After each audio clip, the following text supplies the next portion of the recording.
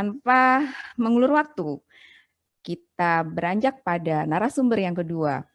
Kami persilahkan Bapak Widodo atau Mas Dodo, karena beliau senior saya ini, jadi saya panggil dengan panggilan akrab saja. Monggo silakan Mas Dodo menyampaikan paparannya. Waktu yang diberikan memang 15 menit, tapi kalau kami akan sangat support apabila itu sangat menarik seperti yang disampaikan oleh Bu Muti. Dan saya yakin pasti ini sangat menarik, apalagi oleh Mas Dodo. Monggo silakan Mas Dodo. Siap, terima kasih Mbak Iis. Makasih Mbak Yaya, saya manggilnya Mbak Yaya ya. Panggilan akrab kesayangan ya. Ini kalau ngelihat tadi presentasinya Mbak Yaya, apalagi yang bagian terakhir tadi foto-fotonya mahasiswa itu, saya jadi nyesel kenapa lulus duluan ya Pak ya. Iya, atau gitu lulusnya nanti-nanti aja itu. Jadi bisa cross dengan yang ini adik-adik. Ya, terima kasih. Saya mungkin lebih kepada terapan demikian, karena yang terkait dengan yang oceanografi murni itu sudah diceritakan oleh Mbak Mutiara begitu ya. Jadi saya mengambil judul ada apa sih dengan Selat Makassar ya. Jadi milenial gitu. Jadi kalau sudah apa namanya seperti film AADC gitu kan, semua pada penasaran gitu. Tapi intinya secara detail sudah diberikan oleh Mbak Mutiara gitu. Saya akan sedikit membahas saja, katakanlah takutnya ada orang, ada teman-teman gitu ya, mungkin yang belum tahu Selat Makassar itu di mana gitu kan ya. Kan lucu gitu kan. Kita bisa melihat faktanya bahwa Selat Makassar itu dia adalah selat yang paling dalam di antara selat-selat yang ada di Indonesia. Kita lihat Selat Malaka, enggak sedalam itu, gitu, warnanya putih gitu kan ya. Di Selat Karimata juga enggak dalam. Selat mana lagi? Lainnya tidak ada yang dalam. Selat paling Ombay ini hampir mirip, warnanya itu agak biru-biru. Tapi kita lihat Selat Makassar itu paling dalam. Yang di sini di antara Halmahera dan Sulawesi ini bukan selat. Kalau di peta laut itu namanya Laut Maluku. Gitu. Jadi ini sangat menarik. Nah, sebetulnya ada apa sih di Selat Makassar kan gitu ya. Kita lihat, kita zooming lagi, kalau misalnya kita ganti warnanya dengan yang sebelah kanan maka akan lebih mudah dilihat gitu. Bahwa sebelum masuk ke Selat Makassar di sini ada yang dalam nih. Di sini ada yang dalam ya. Ada yang dalam, kemudian di sini ada yang sisi barat kelihatan lebih dangkal, sedangkan di sisi yang mepet ke timur, yang mepet dengan Pulau Sulawesi itu adalah yang dalam. Kalau menurut teman-teman geofisika, geologi gitu ya, ini sebetulnya Pulau Kalimantan sama Pulau Sulawesi ini sama-sama bergerak ke timur gitu. Cuman kecepatannya berbeda. Nah, jadi ini seperti kalau dilihat Selat Makassar ini bentuknya kayak robek gitu. Jadi kayaknya ini robek, makanya di sini kelihatan agak lebih landai ya di bagian sisi barat sini, di dekat apa namanya, dekat-dekat sekitar Teluk Balikpapan itu seperti ada yang landai gitu. Apalagi di sekitar, kalau di sekitar sini, di sini itu seperti ada penambahan sedimentasi, dan itu sangat menarik. Menariknya kenapa? Kalau kita lihat, nah Teluk Palu, ini Teluk Palu di sini gitu ya. Kita masih ingat 2018 ternyata ada tsunami yang sebelumnya, sebelum tahun 2018 ada tsunami di Teluk Palu, itu posisi strike slip tsunami itu tidak pernah diperhitungkan karena lebih banyak geser. Tapi setelah 2018 gara-gara Teluk Palu ada tsunami, itu membuka mata seluruh peneliti di seluruh dunia. Loh, ternyata yang model bukan deep sleep tapi yang model geser kayak gitu bisa jadi tsunami gitu kan. Tapi karena memang gesernya sangat besar gitu kan. Nah, jadi semakin menarik yang namanya Selat Makassar. Terus apalagi yang menarik? Nah, ada Delta Mahakam. Delta Mahakam ini dia banyak sedimentasi gitu ya. Sehingga begitu banyak sedimentasi di sini gitu ya, ada banyak mangrove. Nah, begitu banyak mangrove, yang menarik adalah kepiting bakau. Ini terkenal ini kepiting bakaunya. Mahal dan enak dagingnya. Nah, gitu. Terus apalagi yang menarik? Teluk Balikpapan. Teluk Balikpapan di situ kita masih ingat juga 2018 ya kalau nggak salah. 2018 itu ada pipa Pertamina yang keangkat gara-gara jangkar kapal. Langsung sobek, langsung terjadi tumpahan minyak. Ini saya banyak pakai data satelit yang dikumpulkan, yang diterima oleh BROL ini gitu, terutama satelit radar. Terus di sekitar sini nanti akan dibangun calon ibu kota negara yang baru. Nah, ini menjadi hal yang menarik. Terus apalagi yang menarik? Ada namanya Kanal Labani. Kanal Labani ini adalah dia dalam dan sempit. Jadi di sebelah barat Kanal Labani di sini lebih datar, istilahnya bukan lebih datar, lebih landai, gitu, slope-nya lebih landai. Tetapi di Kanal Labani ini menciut dan dalam. Otomatis kalau di sini lebar ya, kita bisa melihat ada aliran yang deras, lebar, begitu di sini kayak tutup botol itu, terus di sini lebar lagi, di sini sempit, maka ini akan membuat aliran yang jadi sangat deras. Yang tadi oleh Mbak Mutiara sampaikan itu Arlindo bisa lewat di sini lebih kencang, gitu kan ya, dalaman 50 atau lebih dari 50 ya, 100 meter sampai ke bawah. Nah, ini jadi lebih kencang. Nah, ini jadi hal yang menarik begitu. Kemudian apalagi? Ya jelas kota Makassar ada di sini. Ya, namanya juga Selat Makassar ya, pasti yang unik ya di sini ada kota Makassar. Dulunya adalah bernama Ujung Pandang. Tapi kayaknya juga Makassar, terus ganti Ujung Pandang, terus sekarang jadi Makassar. Yang tidak pernah berubah adalah Selat Makassar. Tidak pernah dirubah menjadi Selat Ujung Pandang. Nah, selanjutnya, apa yang lagi yang menarik dari Selat Makassar? Selat Makassar ternyata adalah alur lintas kepulauan Indonesia. Jadi ini tidak dipakai oleh aliran massa air yang bertransportasi dari Samudra Pasifik ke Samudra Hindia saja, tetapi digunakan sebagai bypass oleh kapal-kapal yang dari Pasifik menuju ke Samudra Hindia. Gitu. Paling enak adalah lewat Selat Makassar. Bisa saja lewat Alki 3 di Liva Matola gitu. Tetapi hingga saat ini itu masih lebih favorit lewat Selat Makassar. Alki 3 ada tetapi masih sepi. Nah, kita lihat di sini coba. Ini kebanyakan yang lewat kapal kargo, kapal kontainer besar-besar. Ini yang warna hijau ini adalah kapal kargo.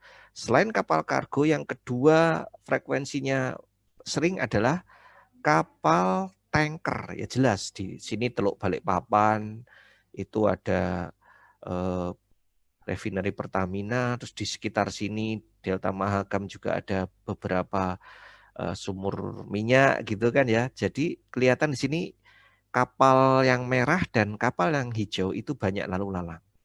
Terus kapal kapal yang lain apa? Ini ada yang kapal kecil-kecil gitu ya, yang warna biru muda gitu ya. Kapal khusus misalnya yang untuk servis untuk kepelabuhanan gitu. Terus kapal nelayannya mana? Kita cari di sini nggak ada nih. Yang warna apa ini? Coklat atau warna agak-agak ya agak-agak merah jambu apa ya? Nah ini nggak ada di sini. Kita bisa lihat sangat sedikit. Ini ada sedikit di sini dekat Balikpapan sebelah sini. Kira-kira kemana ya? Ini menjadi menarik gitu. Emang nelayan nggak mau nih nyari ikan di Alki 2 atau di Selat Makassar. Kita lihat di sini.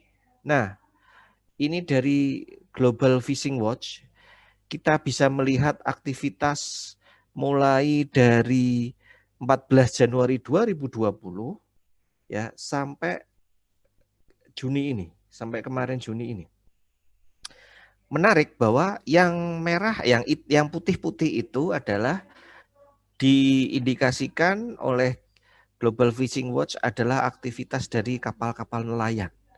Nah, kita lihat yang putih-putih itu adalah aktivitas kapal nelayan. Jadi, kalau kita lihat di situ, yang di Selat Makassar itu yang di posisi yang di daerah yang agak landai, tidak ada yang di jalur dalam. Tapi itu menjadi menguntungkan karena tentunya tidak akan mengganggu aktivitas kapal-kapal kargo dan kapal-kapal tanker yang mengambil mengambil alur yang jauh lebih dalam.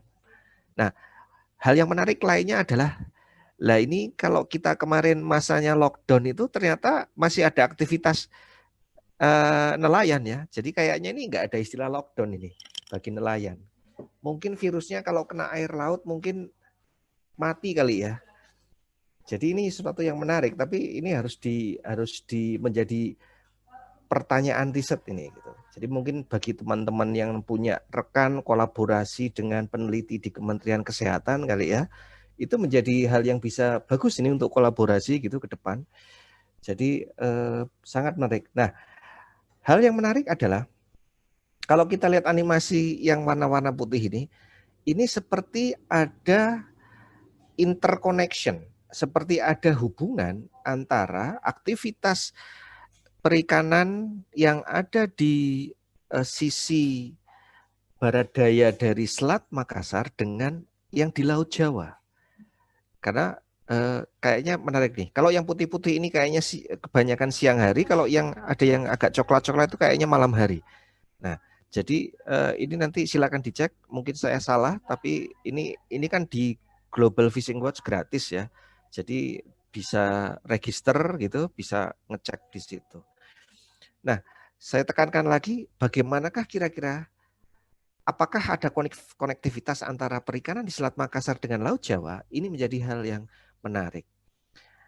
Nah, kalau kita lihat tadi di bagian yang dalam, tadi tidak ada aktivitas nelayan. Tetapi berdasarkan fakta, saya dapat dari teman-teman Balai Riset Perikanan Laut, ya, yang tadinya di Muara Baru sekarang pindah ke Cibinong. Nah, ini jadi menarik. Cibinong sekarang punya laut. Nah, dari sini kita bisa lihat bahwa yang putih-putih hitam ini adalah rumpon. Ini ada rumpon ternyata di sini, di bagian dalam di sini. Gitu. Nah, cuman saya sendiri belum pernah lihat rumpon di sana. Itu modelnya apakah dia betul-betul mengapung atau dia hanya melayang. Melayang artinya tidak sampai ke kedalaman tertentu, tetapi dia submerge di bawah permukaan laut. Nah, hal yang menarik adalah kalau kita sandingkan dengan data oceanografi, pada posisi di sini, pada posisi rumpon yang di sekitar lintang dua lintang selatan sama di sekitar ekuator katakanlah di sini ya. Ini di utaranya juga ada, cuman ini kan nggak masuk, baru masuk ke pintu Selat Makassar, jadi nggak saya bahas. Tapi ini menarik coba. Kalau dilihat maka suhu yang ada di sekitar dua lintang selatan dan di sekitar lintang ekuator itu suhunya antara 26,7 sampai 27 derajat Celcius. Nah, kemudian kalau kita lihat ke dalam teoritik, itu ikan tuna sirip kuning ya, dia mempunyai suhu optimum itu 16,5 sampai 28,9 derajat. Kalau dibikin rata-rata adalah sekitar 26,7 derajat Celcius. Nah, jadi ini kan mirip nih. Nah, jangan-jangan rumpon-rumpon ini gitu ya, itu digunakan sebagai pit stop atau transit area kayak di jalan tol itu untuk transit area ikan-ikan mungkin yang mampir ke situ ya kayak ikan tuna sirip kuning gitu kan. Gitu. Terus itu adalah pelagis besar. Kalau pelagis kecilnya ini yang menarik. ada namanya ikan layang biru malulugis. Nah, dia punya optimumnya suhunya 13 sampai 27,9 derajat Celcius. Dengan nilai rata-ratanya adalah 21,9 derajat Celcius. Ini yang disukai oleh ikan layang biru malulugis. Nah, kita lihat di sini gitu ya. Kalau kita lihat ke dua gambar yang di sebelah kiri sekarang, ini saya coba eksperimen katakanlah mencari kedalaman di mana ada suhu 26,7 derajat Celcius. Dia di kedalaman berapa saja? Ternyata dia ada di sekitar kedalaman yang warnanya biru muda nih. Nah, sekitar di sini. Jadi antara 60 mungkin 62,5 derajat. Sorry, 62,5 meter maksudnya. Jadi di sini. Nih. Kemudian kalau kita cari katakanlah kedalaman yang mempunyai suhu 21,9 derajat Celcius yang disukai oleh ikan layang biru malulugis, maka kedalamannya berkisar antara di sini nih. Antara 120 ya, 120 sampai mungkin sekitar ya 116 meter kedalaman. Nah, kita lihat di sini kalau secara teoretik si ikan layang biru malulugis ini sukanya antara kedalaman 0 sampai 400 atau 40 sampai 200. Loh kok cocok gitu. Cocok dengan suhunya ini gitu kan ya. Terus yang di sini juga kalau si tuna sirip kuning dia kedalamannya antara 1 sampai 100 meter. Loh cocok di sini nih. Suhu yang 26,7 ternyata di posisi di sini sekitar 62,5 meteran. Nah, jadi mungkin saja rumpon-rumpon itu dia dipasang, dia tidak melayang gitu ya. Sorry, tidak muncul di permukaan, tapi dia di bawah. Atau tetap ditaruh muncul di permukaan hanya sebagai penanda, tapi ditaruh yang buat rest areanya di bawah. Sehingga nelayan-nelayan yang long line gitu, cukup tinggal datang ke rumpon-rumpon ini terus menebarkan pancingnya. Dengan harapan ikan-ikan yang pada transit di rumpon-rumpon ini kemudian bisa dipancing. Nah, jadi ternyata oceanografi ini cukup menarik kalau dikaitkan dengan perikanan. Nah, kembali ke pertanyaan riset tadi bahwa ada apa sih konektivitas antara perikanan di Selat Makassar dengan di Laut Jawa? Ternyata ada. Ini adalah data tahun 95 sampai tahun 92. Ini dari saya ngambil dari laporannya teman-teman juga dari Balai Perikanan, Balai Riset Perikanan Laut. Nah, di sini kita lihat ternyata ini MAM maksudnya adalah Maret, April, Mei. Kalau yang JJA Juni, Juli, Agustus. Kalau SON September, Oktober, November. Kalau yang DJF ini Desember, Januari, Februari. Kita lihat sama-sama ternyata ini ada migrasi yang berdasarkan musim dari ikan layang. Ikan layang ini pelagis kecil. Nih, dari Selat Makassar ke Jawa. Atau dari Jawa, dia juga ada yang lari ke Flores, gitu kan. Ya. Ini kita lihat nih, menarik. Kemudian ada yang dari Flores lari juga ke Laut Jawa. Dari Selat Makassar lari juga ke Laut Jawa. Nah, di sini semakin menarik. Ketika Desember, Januari, Februari, ini justru ada yang balik lagi ke arah Selat Makassar. Nah, jadi ternyata ada konektivitas perikanan di Laut Jawa dengan Selat Makassar. Karena tidak hanya masalah migrasinya, tapi karena ternyata diidentifikasi ada spawning ground. Nah, ini yang menarik.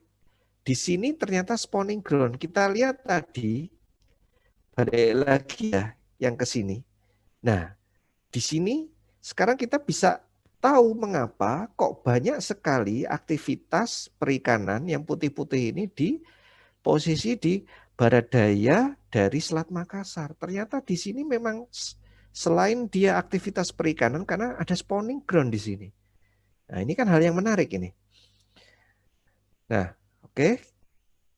lanjut kita mencoba melihat mengapa kok kemudian di bagian sisi barat daya Selat Makassar itu dia jadi spawning ground. Tentunya ikan itu seperti tadi, bahwa ikan seperti kita nih, kalau dia ingin mencari tempat yang nyaman, kalau kayak kita ini kan juga gitu kan, kalau di luar panas kita nyari ruangan yang ber-AC, jadi ikan-ikan juga nyari air yang dingin. Selain itu juga selain suhu dia densitas. Kita lihat salinitas di sini. Kita lihat bisa melihat di sini yang warna merah adalah salinitas tinggi. Ternyata Arlindo atau Indonesian True Flow dia juga bisa masuk ke Laut Jawa. Start mulai dari bulan Mei ini pelan-pelan nih, set gitu kan ya. Juni ini kelihatan semakin merangsek ya, masuk ke Laut Jawa. Dia ternyata bisa masuk ke Laut Jawa nih sampai September, Oktober kelihatan nih efeknya. Nih sampai November. Set. Nah, ini yang menarik. Tapi kalau sudah November, ini dia sudah mulai berkurang. Jadi signifikannya kelihatan pada mulai dari Mei, Juni, Juli, Agustus sampai Oktober. Ini hal yang menarik di sini. Gitu. Jadi mungkin saja Arlindo ini juga membawa nutrien kali ya. Jadi membawa nutrien yang cukup sehingga di sini disenangi menjadi spawning ground di barat daya Selat Makassar gitu kan. Jadi istilahnya di sini babysitter kan, babysitter ikan gitu kan. Jadi tentunya butuh makanan yang banyak. Nah, kita lihat sama-sama. Kita sekarang zooming out lagi. Tadi sudah dijelaskan sama Mbak Mutiara bahwa ada arus lintas Indonesia. Nah, kita sudah pernah melakukan pengukuran memasang mooring di sini bersama yang Gordon di Kanal Labani di sini. Kita bisa mendapatkan informasi bahwa di Selat Makassar ini yang lewat di Kanal Labani ini ada 11,6 kalau nggak salah atau 11,7 sekitar itulah. 11,6 atau 11,7 sphere drop volume air laut. Bayangkan, satu sphere drop adalah 1 juta meter kubik per detik. Ya, saya ulangi, satu sphere drop adalah 1 juta meter kubik per detik. Jadi yang lewat di Selat Makassar itu adalah massa air dari Samudra Pasifik sebesar 11,6 atau 11,7 juta meter kubik per detik. Wah, kebayang ya, banyaknya seperti apa gitu. Nah itu pasti bisa membawa macam-macam itu. Jangan-jangan kapal selam juga bisa keangkut juga gitu kan lewat sini kan. Nah ini hal yang menarik begitu. Belum lagi kemudian kalau ini terusannya di sini dia keluar dari Selat Lombok. Tapi ternyata yang keluar dari Selat Lombok di sini nggak semua juga. Gitu. Keluar di Selat Lombok paling sekitar 2,5 sphere drop atau 2,5 juta meter kubik per detik. Sisanya belok ke Laut Banda. Nah, gitu. Terus belok lagi keluar Selat Ombai sama ke Laut Timur. Nah, jadi sangat menarik kalau kita berbicara masalah Indonesia True Flow atau arus lintas Indonesia. Oke, ada hal lagi yang menarik. Seperti saya yang tadi bilang, dengan kapasitas volume air yang 11 juta meter kubik per detik, jangan-jangan bisa membawa sesuatu yang lain, bukan cuma massa air. Dan ini ternyata ada Argo Float. Argo Float adalah robotic autonomous profiling float yang bisa terbawa oleh arus lintas Indonesia. Ini tracknya nih. Ini track dari tahun 2016 sampai akhir 2018. Dia muter-muter di bagian yang dalam. Di sini. Nah, biasanya pengalaman saya dulu ngeset Argo Float, tapi bukan yang di Selat Makassar ya, di selatan Jawa. Itu bisa kita set sampai kedalaman maksimum yang kita inginkan. Misalnya 1.400, 1.200 gitu ya, atau hanya cuman 900 meter gitu. Tapi kemudian hal yang menarik adalah kalau misalnya di sini si Argo Float bisa di set 1400, tapi begitu di sini kok tracknya sampai di sini nih. Sampai di sini kan kedalamannya kurang dari 500 meter. Jadi pertanyaannya adalah ini nyanggrok gitu kan ya. Atau mungkin dia baterainya habis mati karena sudah mungkin 2 tahun ya. Tapi secara teknis baterai ini harusnya bisa sampai 5 tahun. Atau jangan-jangan sudah diambil orang gitu. Nah, Argofloat sendiri begitu pertama kali dilepaskan, dilempar ke laut, maka dia dalam waktu 1 hari pertama atau paling cepat 6 jam pertama dia akan konfirmasi dengan satelit untuk konfirmasi posisinya. Setelah itu dia akan turun perlahan, menyelam ya. Menyelam, kemudian dia akan drifting mengikuti arus yang di dalam selama antara 9 sampai 10 hari, kemudian secara otomatis sudah di-set sebelumnya, dia akan naik perlahan. Ketika naik perlahan, dia akan merekam suhu, salinitas, dan pressure. Begitu sampai di permukaan, data kemudian akan dikirimkan ke satelit dan data tersebut dikirimkan ke receiver stasiun bumi. Ini kurang lebih pengirimannya sekitar 1 sampai 2 jam. Kira-kira demikian. Nah, sedikit melihat flashback ke pengalaman saya waktu masih muda. Tahun 2004 saya pernah 3 bulanan di CS Aero Marine Lab. Kalau pagi kerjanya di bengkel, ngerakit Argofloat gitu ya, masang baterai, masang segala macam, ngetes sampai kemudian dicek, dibawa keluar untuk ngecek dengan satelit gitu ya. Kalau siang, setelah makan siang saya kerja di lab, jadi melakukan quality control terhadap data-data Argofloat yang sudah dikirimkan dari laut menuju ke stasiun receiver yang ada di CS Aero Marine Lab di Hobart. Terus 2005 saya kemudian melakukan deployment, start dari Fremantle, ada 8 Argofloat yang tipe yang kuning, tipe Apex ini yang kuning.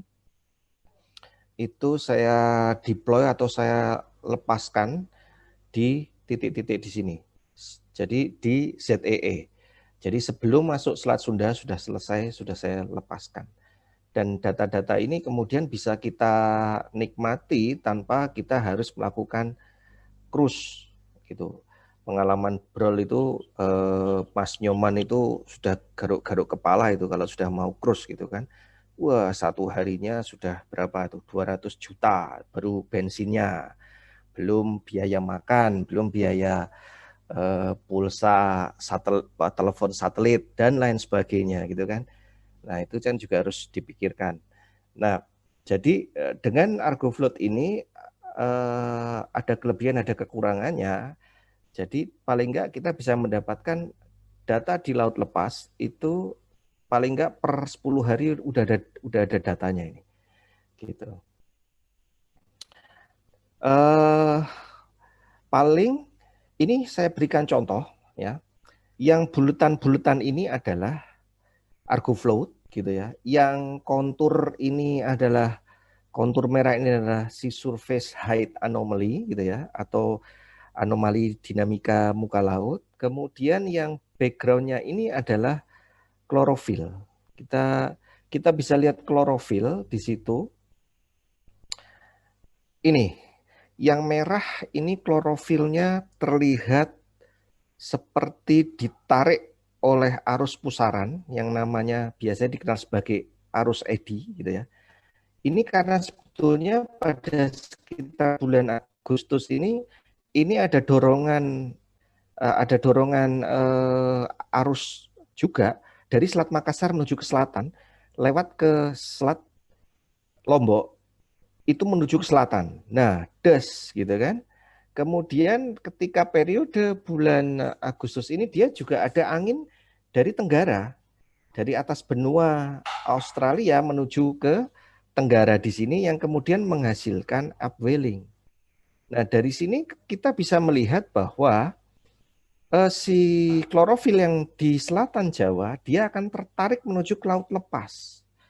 Nah, inilah adilnya yang maha kuasa. Jadi di pesisir dia menyediakan nutrien, kemudian ditarik ke laut lepas, menyediakan makanan bagi yang plankton-plankton di laut lepas. Nah, bagaimana yang di makhluk hidup yang di bawah, yang di dalam?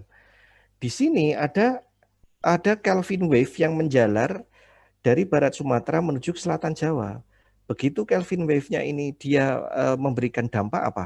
Ada upwelling dan downwelling. Nah, di sini dia bisa terjadi downwelling. Downwelling bisa sampai 400 sampai 600 meter. Artinya, klorofil yang di permukaan ini dia bisa ditransportasikan ke bawah, mensuplai makanan yang di bawah gitu. Jadi sangat unik, sangat menarik bagaimana hubungan antara oceanografi dengan aspek keperikanan. Kita bisa lihat di sini, katakanlah dari grafik di sini yang sebelah kanan. Yang hitam ini adalah ocean primary productivity. Kemudian yang merah adalah suhu dari kedalaman sekitar 10 meter dan yang biru adalah suhu pada kedalaman 100 meter. Kita bisa melihat bahwa korelasinya sangat tinggi ya antara primary productivity dan suhu laut dengan yang merah di kedalaman 10 meter. Korelasinya 0,98 gitu. Kalau yang di kedalaman 100 meter korelasinya kecil. Tetapi mungkin kalau nanti dilihat per musim atau nanti lebih detail lagi ya, per 3 bulanan mungkin ada korelasinya juga gitu. Nah, ini bisa menarik, masih bisa dieksplorasi lagi ya pertanyaan-pertanyaan riset terkait dengan hubungannya antara oceanografi dengan perikanan gitu. Jadi sementara itu ya mungkin tidak begitu banyak yang bisa saya share dulu gitu ya. Tetapi nanti semoga dengan adanya diskusi bisa lebih lebih interaktif gitu ya. Dan saya juga tidak lupa mengucapkan selamat ulang tahun ke-15 kepada Balai Riset Observasi Laut. Semoga tetap jaya di laut. Demikian, terima kasih. Waktunya saya kembalikan kepada Mbak Iis.